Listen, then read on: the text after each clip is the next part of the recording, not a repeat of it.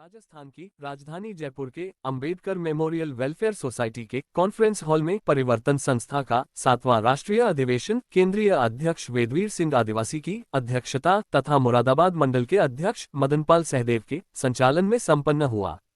इस अवसर पर बतौर मुख्य अतिथि संस्था प्रमुख चौधरी विनोद अंबेडकर जी की गरिमामयी उपस्थिति रही। आपको बताते चले कि अधिवेशन का प्रारंभ बाबा साहेब अंबेडकर के चित्र के सम्मुख पुष्प अर्पित कर संस्था के समूह गान के साथ हुआ।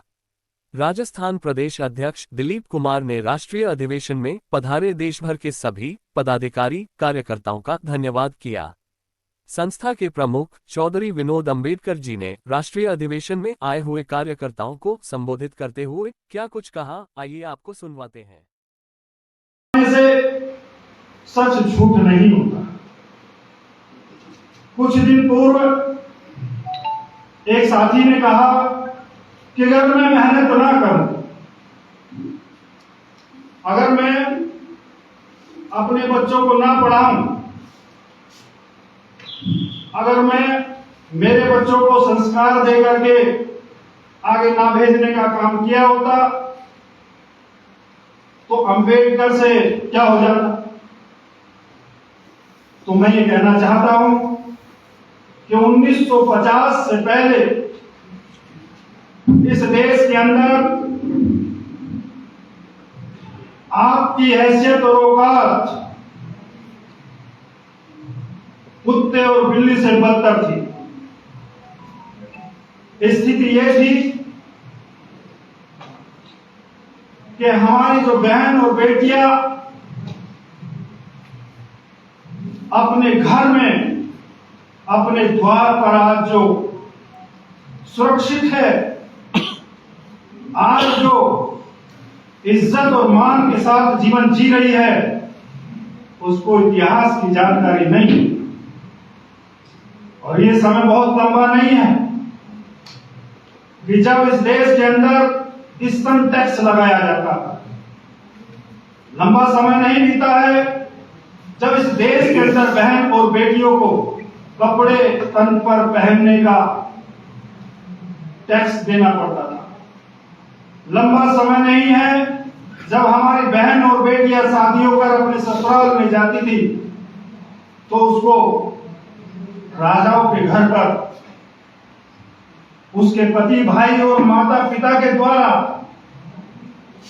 छोड़कर आना पड़ता था। कैसी स्थिति रही होगी, लेकिन हम पढ़ते नहीं हैं। बाबा साहब अंबेडकर ने कहा कि जिस कौम को अपने इतिहास की जानकारी नहीं होती वो कौम कभी अपना इतिहास नहीं बना सकती।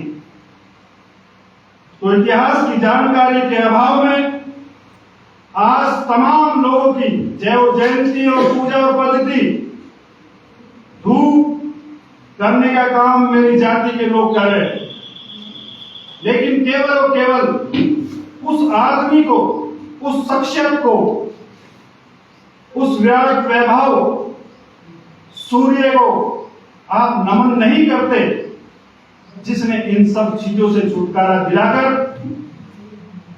अंग्रेजों से लड़कर, ब्रिटेन के अंदर जाकर अंग्रेजों से लड़कर ये अधिकार आपको दिलाए कि सबको समान रूप से भारत में रहने का हक और अधिकार होना चाहिए। तो 1950 से पहले आज जो मेरी बहन बैठी हुई है, मेरी माताएं बैठी हुई है, इनकी स्थिति इनको खुद भी जानकारी शायद नहीं है देश के अंदर क्या थी। तो ये जो इतिहास से हम दूर जा रहे हैं, इतिहास की जानकारी के अभाव में जो हम टिप टॉप होकर अपने आप को दी बेस्ट समझ रहे हैं, तो इस भ्रम से, इस इल्यूजन से समाज को अवगत कराने की आवश्यकता है, उसको बताने की आवश्यकता है कि तुम जो आज हो वो कल नहीं थे, और जिन लोगों ने कल तुम्हें ऐसा नहीं होने दिया था वो लोग आज भी सत्ता के अंदर है। इसलिए तुम जो आज हो वो कल नहीं थे, और जो सत्ता में है वो नहीं चाहते कि तुम इस प्रकार से इतने अच्छे तरीके से रहना, सहना, खाना, पीना, पहनना, पढ़ना, इस देश की हुकूमत के अंदर अपनी हिस्सेदारी मांगने का काम करो। वो ये नहीं चाहते। वो लोग आज भी सत्ता में हैं।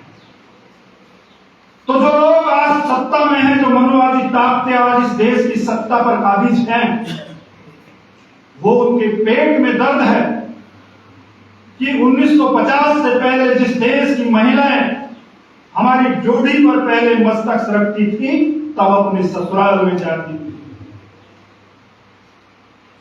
जो महिलाएं इस देश के अंदर हमारी इजाजत के बिना स्तन नहीं रख सकती, तन पे कपड़े नहीं पहन सकती थी, आज वो टी शर्ट और पैंट पहन के, आज वो पैंट और शर्ट और कोट पहन के उनके सामने जब निकलती है, क्यों? क्योंकि उनको इतिहास की जानकारी है, इसलिए उनको दर्द होता है, इसलिए वो हमेशा इस प्रयास और प्रयत्न में रहते हैं कि देश के अंदर अंतिम पायदान की जातियों के लोगों को किसी ना किसी प्रकार से इस सुख और सुविधा, शिक्षा और रोजगार से वंचित करने का काम किया जाना चाहिए और इनको फिर से पुनः उसी स्थिति के अंदर लाकर खड़ा करना चाहिए। ऐसी स्थिति बनाने के लिए इस देश के अंदर लगभग 6000 लोग निरंतर हमारे जैसे लफाजी, हमारे जैसे बकवासी, बकैती करने वाले और हमारे जैसे गप्पेबाज लोग नहीं हैं।